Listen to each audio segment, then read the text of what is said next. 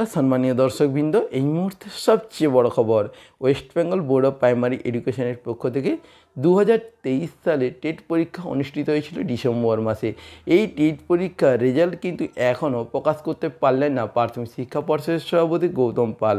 আপনারা জানেন যে 2022-এর যে টেট পরীক্ষাটি হয়েছিল তার রেজাল্ট কিন্তু ফেব্রুয়ারি মাসেই পাবলিশ হয়ে গেছে, কিন্তু এবারের যে টেট পরীক্ষা এখন রেজাল্ট পাবলিশ করতে পারলেন না পর্ষদ। কারণ অলরেডি ফেব্রুয়ারি থেকে মার্চ, এপ্রিল, মে মাস শুরু হয়ে গেল, এখনও কিন্তু পাবলিশ করতে পারছেন না।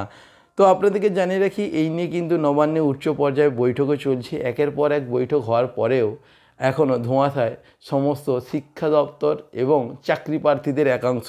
চাকরি প্রার্থীরা মনে করছেন যে এবারের উত্তরপত্র, মডেল উত্তরপত্র প্রকাশিত হতে চলেছে, এর জন্যই কি রেজাল্টের এত সমস্যা?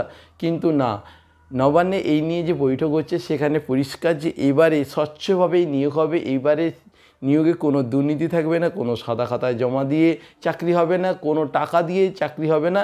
যারা যোগ্য, যারা পাস করবেন তারাই একমাত্র চাকরি পাবেন। এবং এবারে উত্তরপত্র মডেল উত্তরপত্র হতে চলেছে, তাই কিন্তু একটু দেখে শুনে এবং যাচাই করে সর্বাধিক ভাবনা চিন্তা করেই কিন্তু নিয়োগ হবে। তার জন্যই কিন্তু একটু সময় লাগছে। এবং সামনে আপনারা জানেন যে লোকসভা নির্বাচন চলছে। এই লোকসভা নির্বাচনের প্রাককালে কিন্তু রেজাল্ট প্রকাশিত বা শিক্ষক নিয়োগ প্রক্রিয়া করা সম্ভব নয়।